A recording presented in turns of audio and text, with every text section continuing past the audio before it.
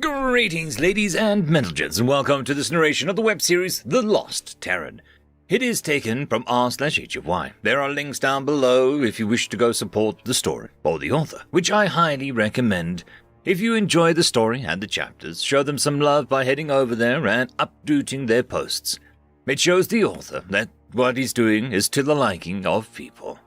Anyways, onto the story. Chapter 1. Terrans were an extinct race.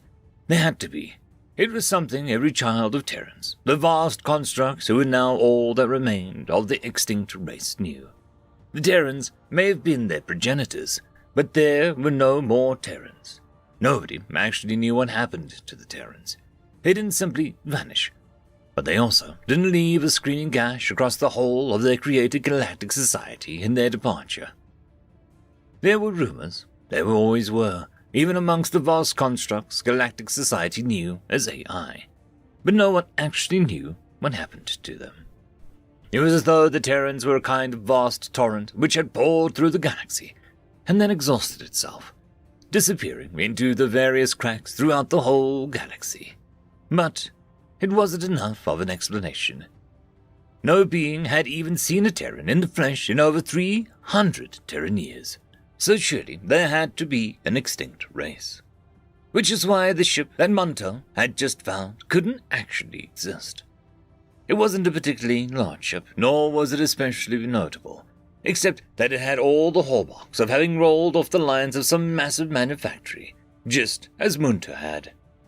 Munto 49172, Terran Artificial Construct Intelligence Transport, designated Tacit, was just over 200 Terran years old, having been constructed in an automated manufactory and charged by their fellow Tacids and the manufactory to explore, communicate, mediate, and above all, observe galactic society.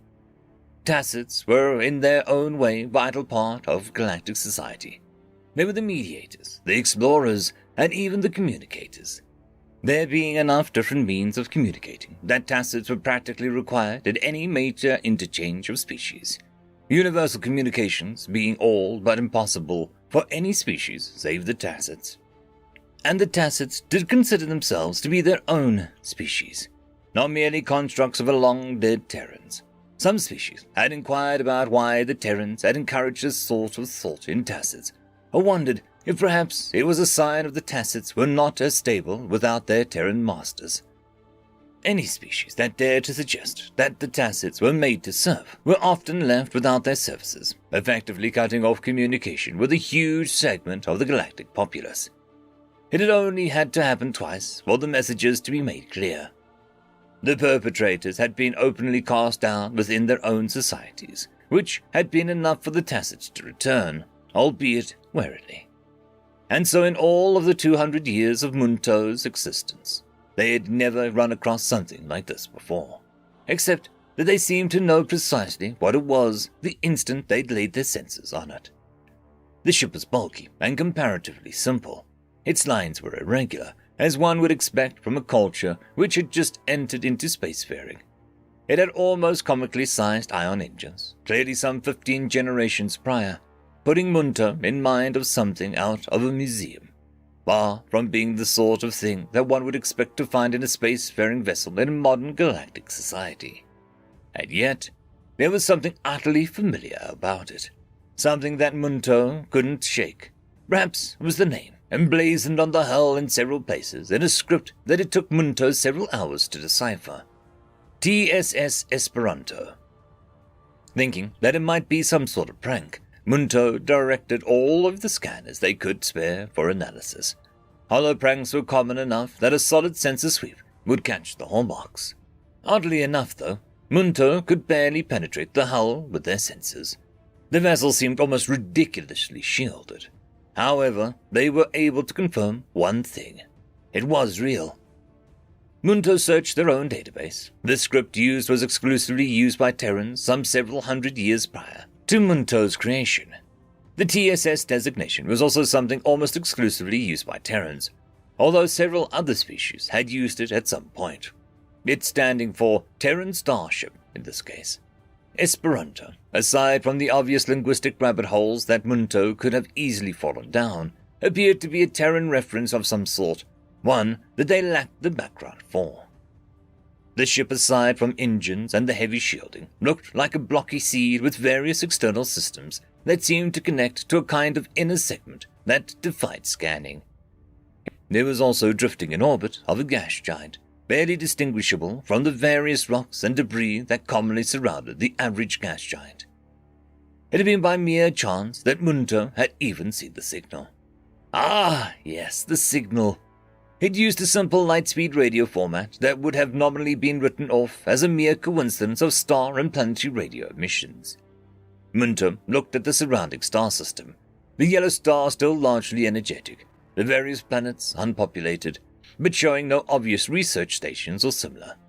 The gas giant seemed reminiscent of another one that Munter had encountered almost 100 years prior, although this one had a massive storm, while the other one had not. The system might be a good place for colonization by one of the galactic species, so Munter logged it. Munter had been bored and so had stopped to investigate the signal. It was a simple repeating signal, one that was easily decoded, except it wasn't obvious. It took Munter several additional hours after deciphering the name to decipher the signal. Comparatively, it was almost playfully simple, but it relied on a cultural reference that Munter hadn't ever encountered before, and it was only by luck that it was part of Munter's database.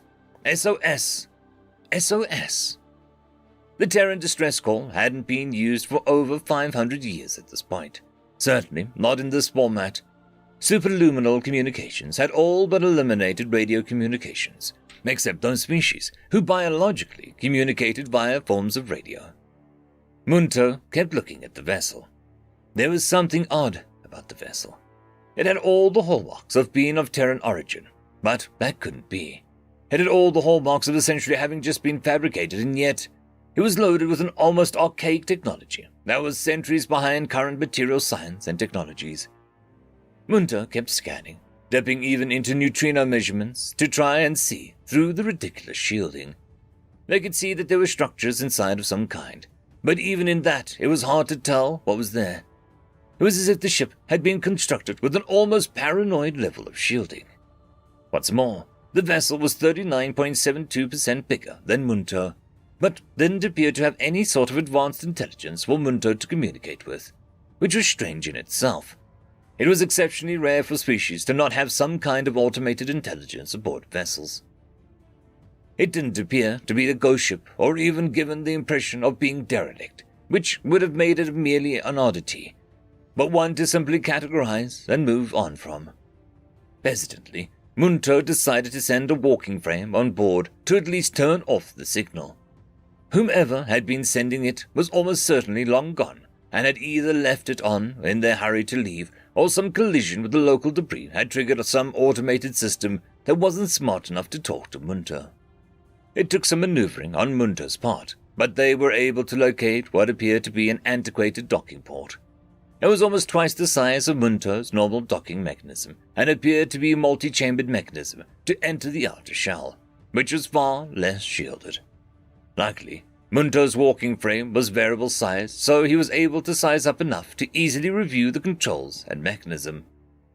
Having the lexicon in memory, but unable to confirm that Munter would be able to maintain their conscious link through the intense shielding, Munter shunted as much of themselves as they could into the walking frame. It felt so confining, but it would hopefully be worth it. On variable gauge treads, Munter examined the controls of the chamber.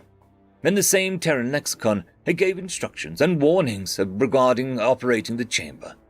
The controls were simple analog levers, though. It was simple enough to use, but Munter still was taken aback at how backwards the ship seemed to be already.